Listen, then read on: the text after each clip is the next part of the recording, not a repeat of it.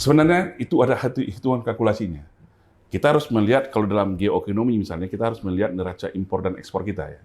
Nah, kalau kita melihat catatan ekspor kita ke Amerika itu kita memang ada sedikit defisit 2 sampai 4 miliar dolar. Tapi apapun barang yang kita defisit ekspor ke Amerika itu, seandainya terjadi itu hal yang stuck lah misalnya, kita punya alternatif yang sudah dijamin oleh negara-negara BRICS. Jadi terus yang kedua, kita juga masih punya ketergantungan dalam hal pasokan energi, gas segala macam. Nah, keseimbangan ini sudah dihitung. Saya rasa Pak Prabowo pun juga sudah menghitung.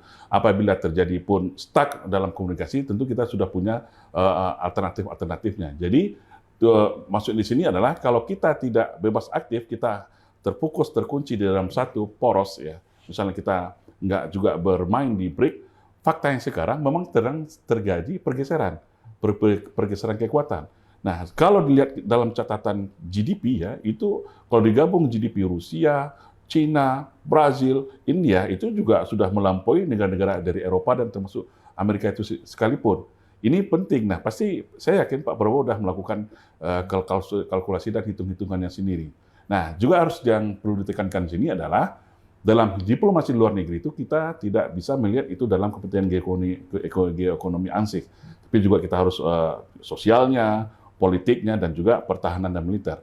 Kalau dalam politik militer memang Amerika itu masih menjadi raksasa superpower, tapi dalam hal geoekonomi tunggu dulu, sudah ada perimbangan-perimbangan yang sekarang, apalagi China yang sekarang hampir 40% itu menguasai perdagangan dunia saat ini China. Di dalam sebuah video saya menekankan di satu sisi Indonesia bagaimanapun harus bisa meyakinkan Amerika bahwasanya bergabungnya Indonesia ke BRICS itu bukanlah ancaman buat Amerika. Bagaimana cara meyakinkannya? Tentu Indonesia harus berkomitmen untuk tetap menjaga hubungan kemitraan strategis dan kepentingan ekonomi Amerika yang ada di Indonesia. Ya, kita tahu kan salah satu kepentingan ekonomi besar Amerika di Indonesia ya, pertama ya Freeport. Yang kedua jalur perdagangan kita dengan 3 alki kita itu sangat berpengaruh.